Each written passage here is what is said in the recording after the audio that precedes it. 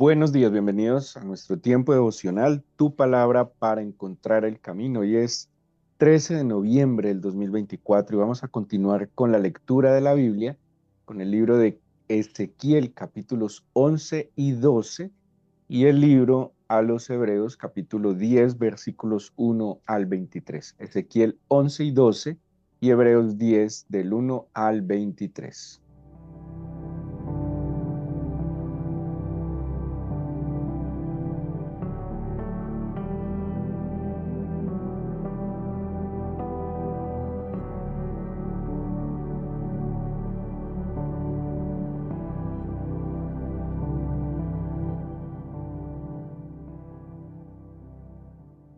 Les invito a que nos ubiquemos entonces en el libro de los Hebreos, en el Nuevo Testamento, en el capítulo 10.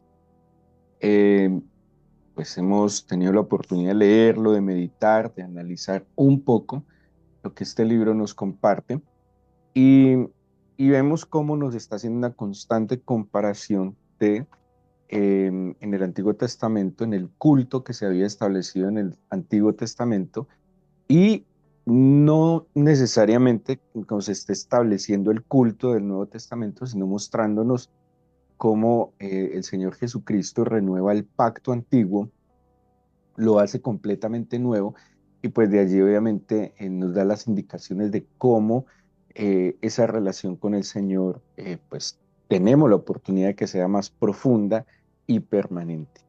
El sistema cúltico del Antiguo Testamento se limitaba, digamos de alguna manera, era de manera representativa. ¿Qué quiere decir? La tribu de Leví había sido tomada, apartada, había, como lo dice el mismo capítulo 5 de Hebreos, había sido tomada entre los hombres, constituida a favor de los hombres, hablando del sacerdocio, para que representara delante del Señor al pueblo. ¿Sí? Era una especie de culto representativo.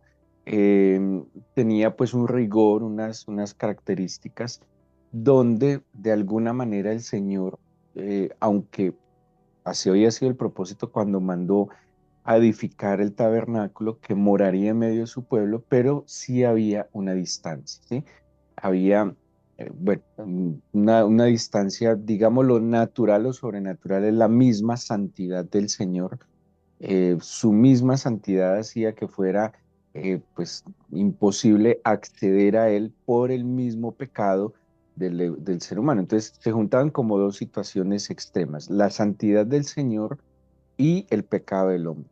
Y por eso solo a través de los sacrificios podrían solamente los sacerdotes y el sumo sacerdote tener cercanía con el Señor. ¿Qué hace el Señor Jesucristo? Cumple en él, o más bien hace perfecto lo que todo este sistema cúltico no podía ser perfecto. Y la mayor expresión de esa perfección es que nos da acceso directo ante Él. ¿Sí? No tenemos, digámoslo así, una adoración representativa, no necesitamos un representante para llegar al Señor, sino que todos tenemos la oportunidad. Ahora, la Biblia establece que haya intercesión, claro que sí, porque no todas las personas tienen la misma capacidad, digámoslo así, en su proceso de acceder al Señor. Y el Señor sí nos coloca como sacerdotes, ¿sí? Como así lo dice Pedro. Estamos llamados a la intercesión, estamos llamados a orar los unos por los otros. Pero no quiere decir, como en el Antiguo Testamento, que nadie podía acceder a la presencia del Señor. Este capítulo 10, de alguna manera, nos va a poner que lo ha venido haciendo todo el libro de Hebreos en paralelo, en comparación, aquellas cosas que se daban y cómo nos explica lo que ahora el Señor eh, pues, nos está brindando. Por eso, para entender mucho mejor la obra de Jesucristo, sí hay que estudiar el Antiguo Testamento, ¿sí? Sí hay que mirarlo con detenimiento, no solo lo que está en el Pentateuco o en la Torá, en los primeros 5 libros de la Biblia, sino en todo el Antiguo Testamento. Las profecías que habían, que pues esperaban al Señor Jesús como Mesías. El capítulo 10 Vamos a leer y ahí lo vamos organizando o tratando de poner en paralelo y comparándolo.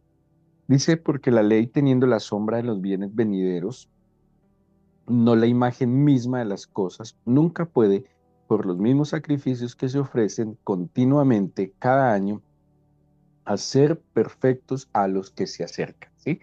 Eh, entonces, había una frecuencia y dice que estos sacrificios de alguna manera podían, de manera momentánea, parcial, abolir el efecto del pecado en el creyente, ¿sí? Entonces dice, no lo podía hacer continuamente, sino que tenían que hacerlo, o más bien, tenían que hacerlo continuamente, porque o si no, pues simplemente quedaban apartados del Señor. Y no puede hacer perfecto, ¿sí?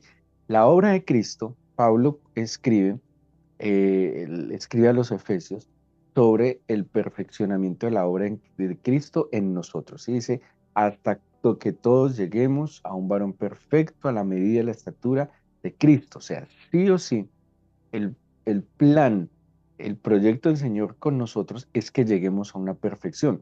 Ahora, en lo que Pablo está diciendo, esa perfección es imposible alcanzarla de manera individual, ¿sí? Esa perfección se alcanza en la vida en comunidad como parte del cuerpo de Cristo, como dice la Biblia, que es su iglesia. Dice entonces que estos sacrificios levíticos o establecidos en el Antiguo Testamento no pueden hacer perfecto, no pueden hacer esa obra definitiva. Dice el versículo 12, 2, de otra manera cesarían de ofrecerse, pues los que tributan este culto, limpios una vez, no tendría ya más conciencia de pecado. Pero ¿qué pasaba con ellos? Casi todo Hebreos se centra en el día de la expiación, ¿sí? Casi todo Hebreos se centra en aquel día anual en que el sumo sacerdote entraba al lugar santísimo para buscar la redención y el perdón del pecado nacional. ¿Sí? Había unas ofrendas diarias que era por pecados individuales o familiares, pero este evento del día de la expiación o día del perdón o Yom Kippur, como se conoce en hebreo, pues era el gran día en que buscaban el perdón y la libertad del Señor como nación, ¿sí? Como pueblo. Entonces dice, pues si esto fuera perfecto, no se tendría que hacer cada año. Esto no quitaba absolutamente esa conciencia de pecado. Dice, pero en estos sacrificios cada año se hace memoria de los pecados.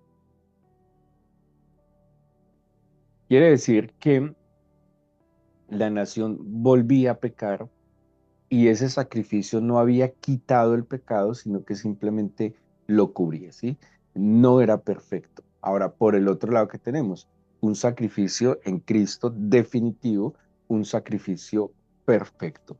Dice el versículo 4, porque la sangre de los toros y de los machos cabríos no puede quitar los pecados, pero como cuando dijo Juan, que vio al Señor Jesús, que dijo, este es el Cordero de Dios que quita el pecado del mundo. ¿Sí? Entonces, podemos ir evidenciando ambos sacrificios, ambos sistemas cúlticos, cuál es perfecto y cuál lastimosamente no logra la perfección. Luego dice el versículo 5, por lo cual, entrando en el mundo, dice, sacrificio y ofrenda no quisiste, mas me preparaste cuerpo. Holocaustos y expiaciones por el pecado no te agradaron. Entonces dije, he aquí que vengo, oh Dios, para hacer tu voluntad, como en el rollo del libro está escrito de mí. Versículo 8, diciendo primero, sacrificio de ofrenda y holocausto y expiaciones por el pecado no quisiste, ni te agradaron, las cuales cosas se ofrecen según la ley. Y en el 9 dice, y diciendo luego, he aquí que vengo, oh Dios, para hacer tu voluntad, quítalo primero para establecer esto último. 10 versículo 10, en esa voluntad somos santificados mediante la ofrenda del cuerpo de Jesucristo hecha una vez para siempre. Bueno, ¿qué nos está diciendo acá? Entonces, el sistema sacrificial, había un sacrificio, ofrendas, holocaustos, expiaciones menciona unos animales, que los toros, los machos cabríos, y dice, todo esto no puede quitar el pecado, ¿sí? Esto, pues, tan no puede quitar el pecado que año tras año hay que seguir haciendo eh, eh, el, el sacrificio anual buscando el favor y el perdón del Señor. Pero aquí hay algo que le da como un giro a ese culto. Y es que ellos, de alguna manera, era más sencillo, de alguna manera, aunque no se ve así, parecía más sencillo el cumplimiento de estas normas y estas leyes, porque aparentemente estaban fuera de ellos, ¿sí? Era algo externo. Entonces ellos cumplían el rigor de unas normas, que hágalo así, que combínelo así, que hágalo a tal día, que lo haga a tal hora, sí, era como cumpliendo.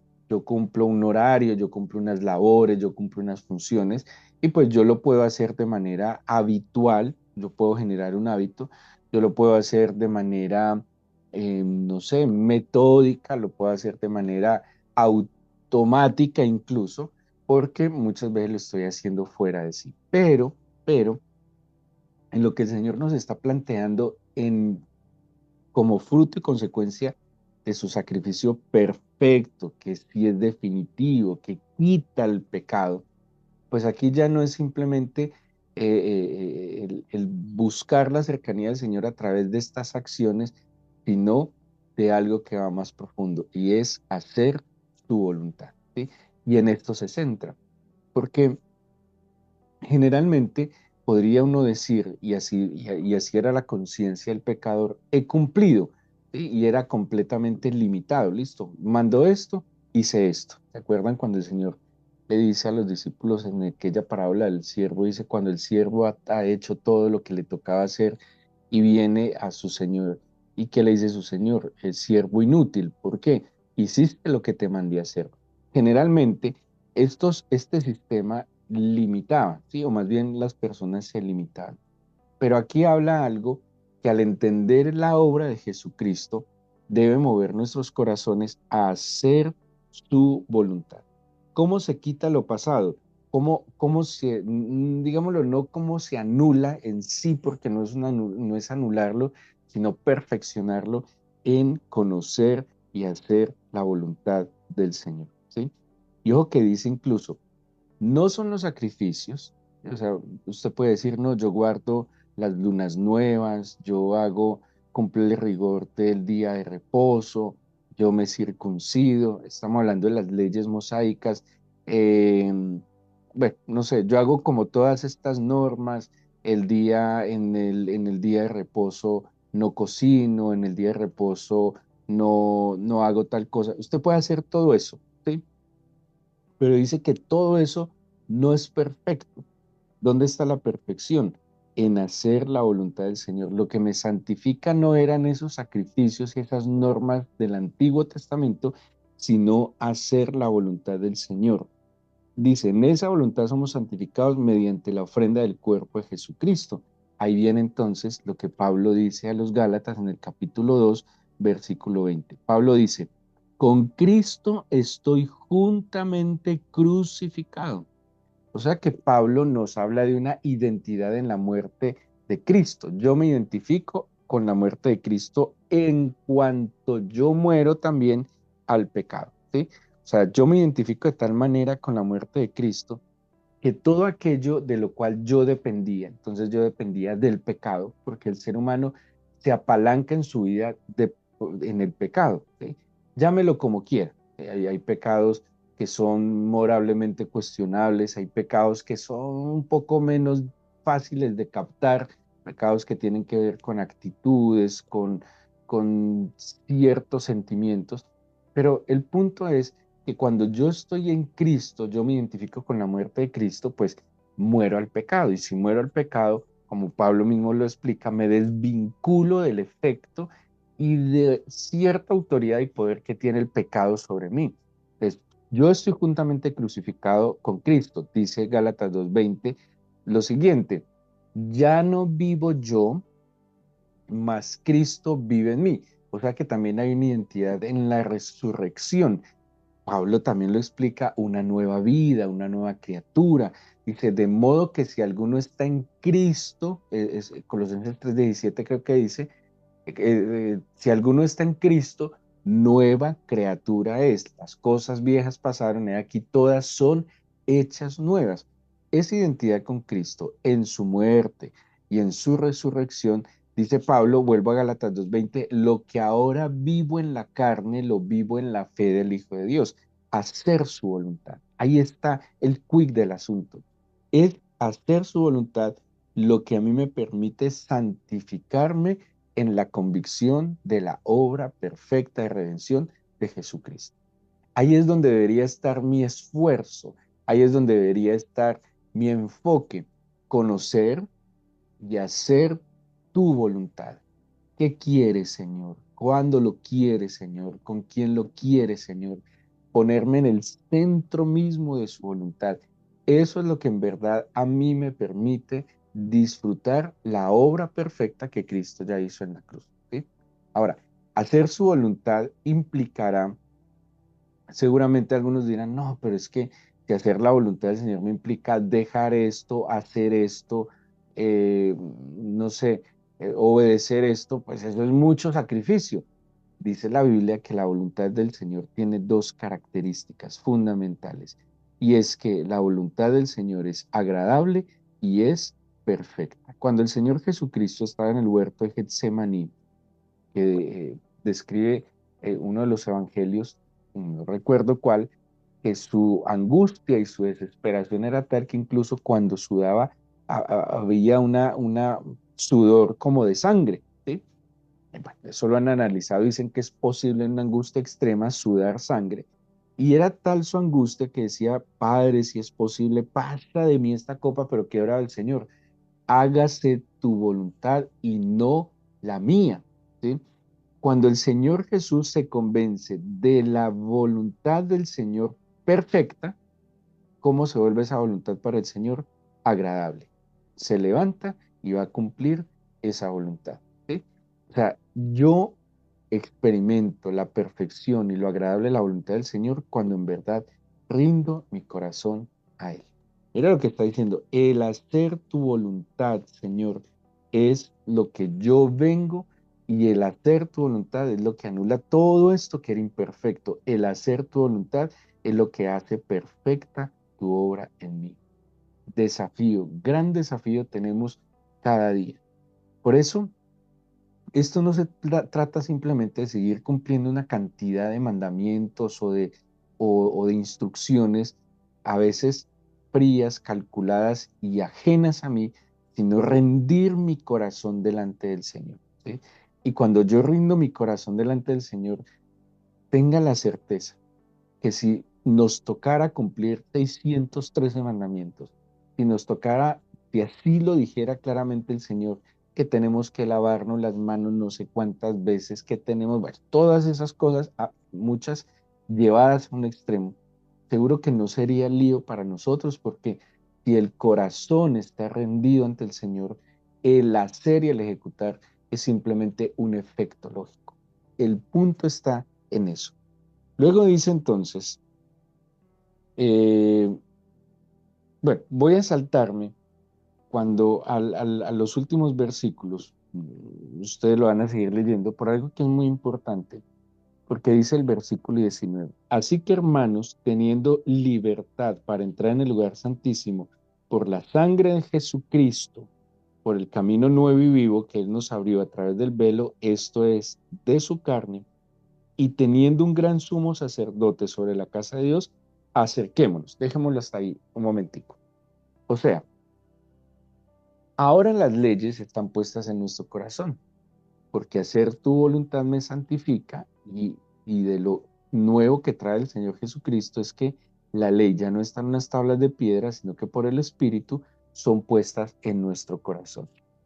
Esas leyes en nuestro corazón nos permite conocer, entender y estar dispuestos a hacer su voluntad. Si la voluntad del Señor me lleva a pedirle perdón a alguien, a veces incluso el que me ofendió, a ver, ¿yo por qué le voy a pedir perdón a alguien que me ofendió? ¿Saben por qué le debería pedir perdón a alguien que me ofendió? Por el sentimiento de odio, repudio que yo pude experimentar hacia él. Porque ese sentimiento de repudio y de odio me contamina y de alguna manera destruye lo que hay en mi corazón acerca del otro.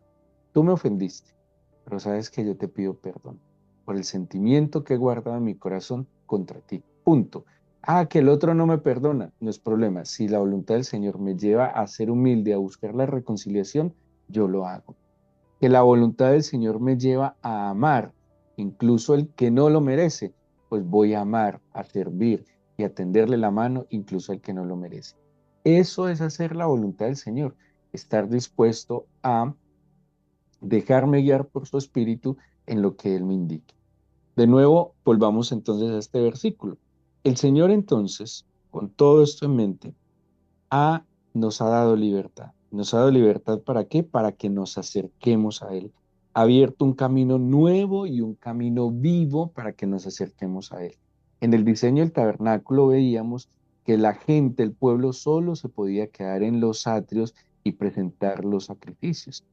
Pero por Jesucristo todos somos habilitados para poder llegar al lugar santísimo, a la misma presencia del Señor, por un camino nuevo que es Jesucristo. Ahora, no podemos pretender llegar de cualquier manera, no podemos llegar con las manos vacías. El sacerdote cuando llegaba a la presencia del Señor no llegaba con las manos vacías, llegaba con la evidencia, con la esencia del sacrificio que era la sangre del cordero. Llegaba con incienso para ofrecer en el altar del incienso. No llegaba sin nada. Se preparaba, se santificaba para poder llegar a la presencia del Señor una vez al año. Nosotros tenemos la oportunidad de ir cada día a la presencia del Señor. Pero ¿cómo? Ya les dije que no se puede ser con las manos vacías. ¿Qué nos dice el versículo 22? Acerquémonos primero con corazón sincero. ¿Sí? ¿Cuál es el lío que tenemos nosotros hoy? Que el Señor está mirando nuestro interior. O sea que Él sabe si nuestro corazón es sincero o no. Usted puede poner cara de piedad. Usted puede deslumbrar a alguien que esté a su lado con su cara de piedad, ¿sí? Pero el Señor mira no su cara, sino su corazón, que en verdad sea sincero y piadoso. Dice que además de acercarnos con un corazón sincero, debemos hacerlo en plena certidumbre de fe. Dice Hebreos capítulo 11 que es necesario que todo aquel que se acerque al Señor crea que le hay y que es galardonador de los que le buscan. Usted no puede pretender acercarse al Señor dudando de Él o de su palabra. Certeza, yo tengo que tener convicción. Tengo libertad de acercarme a Él, lo debo hacer con un corazón sincero y con certeza de fe. De hecho, la fe es esa convicción, esa certeza, esa seguridad que nos genera el Señor y su palabra. Tercero, dice, purificados los corazones de mala conciencia. O sea, ¿qué debía haber hecho yo antes? Siguiendo el diseño del tabernáculo, debía haber confesado, debía haberme arrepentido de mis pecados. ¿Sí? Con el Señor no funciona ese perdone si lo ofendí, ¿no? Te ofendí. Esto es pecado, es llamar las cosas como son, ¿sí? Ah, es que yo le falté de respeto porque usted empezó, pero en últimas, ¿quién afectó su relación con el Señor? Pues yo que soy el creyente, pues yo soy el responsable de estos actos, yo soy el que debo purificar mi conciencia, limpiar mi corazón, perdón, de mala conciencia. Luego dice, lavado los cuerpos con agua pura. O sea que de alguna manera ese acercamiento al Señor también implica la purificación de nuestro cuerpo. O sea, ese era el problema de los gnósticos que les he hablado en otras oportunidades. Los gnósticos despreciaban tanto el cuerpo que cometían actos inmorales con su cuerpo y no les importaba porque decían que como el cuerpo no vale nada, entonces pues no, lo que se haga con el cuerpo tampoco es malo. No, yo tengo que purificar mi cuerpo, lo que veo, yo tengo, y permítame decirlo así, pero si soy o no soy, o sea, o soy cristiano o no lo soy, o soy temeroso o no lo soy, o soy creyente o no lo soy. Yo debo cuidar lo que ven mis ojos, cuidar lo que llega a mis oídos, cuidar lo que guarda consciente mi corazón. Entonces tengo que cuidar qué hace mi cuerpo. Mis manos están para edificar y no para destruir. Yo no puedo maltratar, yo estoy puestos para sanar, para restaurar, para ayudar, para tender la mano, para hacer cosas útiles. Mis manos no pueden ser un instrumento de maldición, tienen que ser un instrumento de bendición. Todo mi cuerpo tiene que presentarse de manera eh, pura delante del Señor. Y dice el versículo 23: mantengamos firmes sin fluctuar la profesión de nuestra esperanza, porque fiel es el que prometió. La firmeza. ¿Sí? Eh, eh, ¿Qué hacen las malas o las falsas doctrinas o enseñanzas o fábulas? Movernos, ¿sí? Llevarnos a dudar. Por eso dice que el que duda es como la onda del mar. La firmeza en la convicción es que digan lo que digan, vengan las corrientes que vengan, yo tengo una convicción segura. Se van a dar cuenta cómo se van a empezar a manifestar o persecución en contra de los cristianos, que bueno, gracias a Dios esa vaina es evidente, entonces uno sabe de dónde viene, pero hay otra más peligrosa y es una, una falsa doctrina que se mimetiza en medio de del cristianismo, ¿sí? Entonces donde se promueve, no sé, entonces Cristo nos enseñó a amar, así que amémonos todos, ¿sí? Entonces empiezan a manifestar ciertos, a minar la pureza del amor de Cristo con expresiones banales del amor, ¿sí?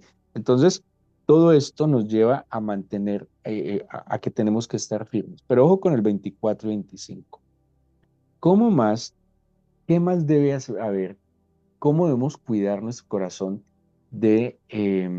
para presentarnos con libertad ante el altar del Señor? Dice, considerémonos unos a otros, pero ¿para qué? Para estimularnos al amor y las buenas obras. A veces nos consideramos los unos a los otros, pero para criticarnos, para señalarnos, para juzgarnos. Nos dice, considérese los unos con los otros, pero para que se estimulen a buenas obras y al amor. Y por último, no dejemos de congregar. La perfección del creyente está en el crecimiento en comunidad, ¿sí? Un creyente egoísta no está manifestando la esencia de Cristo. Cristo, en esencia, no es egoísta, ¿no? Él es, pues, el centro de su corazón es el Señor, es el amor. Entonces, un cristiano que quiera ser independiente, egoísta, eh, que tenga o sienta que es mejor que otros y no me congrego porque es que yo soy más espiritual, es que yo conozco más, es que yo ya me conozco toda la Biblia, es que yo soy demasiado bueno, está un poco equivocado porque el perfeccionamiento no es aislado ni individual. El perfeccionamiento, así lo dice la escritura, es la vida en comunidad. Es que es un desafío. La vida en comunidad no es fácil y se convierte en una evidencia y un desafío de lo que es la vida en el espíritu. ¿Quién aprende a amar a su prójimo, a soportar a su prójimo, a tolerar a su prójimo, a servir a su prójimo, a compartir con su prójimo? Porque es que a veces somos muy egoístas y queremos lo que nos beneficia, lo que nos conviene, pero ceder, pero dar, pero renunciar, pero menguar, ¿sí? Es lo que nos cuesta y ahí está la perfección a la cual podemos llegar en Cristo, la vida en comunidad. Así que hay circunstancias, obviamente, no sé, distancia, situaciones de salud, de movilidad, muchas cosas que nos pueden distanciar físicamente, pero usted se puede acercar, pues hay muchos medios de comunicación y la idea de los medios de comunicación es que nos acerquemos los unos a los otros y que nos integremos a la comunidad de fe para que crezcamos y seamos perfeccionados. En todas las áreas de la vida creo que todos queremos crecer, en todas las áreas de la vida todos queremos mejorar, en todas las áreas de la vida todos queremos superarnos. ¿Por qué no tener ese mismo anhelo en el área espiritual? Crecer espiritualmente, llegar a un gran estándar de vida cristiana. Y la única manera es de la mano del Señor y viviendo en medio de la comunidad cristiana. Démosle gracias al Señor en este día por su palabra y por ese sacrificio perfecto en la cruz. Dígale, Señor, gracias porque no tenemos que esperar un año para que otro que me represente pueda buscar tu favor. Hoy mismo, a cada instante, puedo venir ante tu presencia, amado mío, a encontrarme contigo y recibir tu bendición. Gracias porque tengo acceso a ese trono de la gracia. Permíteme entonces conocer, guardar y hacer tu voluntad. Permíteme siempre presentarme con un corazón sincero, con certidumbre de mi fe, purificar mi corazón, Señor, mantener y lavar mi cuerpo en el agua pura de tu espíritu y mantenerme firme en la profesión, en mi fe, Señor. Ayúdame, oh Dios, a crecer. Dígale así, yo quiero crecer. Señor, dígale, yo no me quiero quedar estancado en mi fe, yo quiero que aumente mi fe. Quiero ser mejor para ti, quiero ser una mejor persona, quiero ser más sabio, entendido. Quiero corregir lo deficiente, glorificarte y que donde quiera que esté sea luz en medio de las tinieblas. Bendícenos, Señor, durante este día con tu presencia, como nos has bendecido hoy con la vida, como nos has bendecido con tu palabra. Bendícenos con la guía y dirección de tu Santo Espíritu. Te lo pido en el nombre de Jesús. Amén.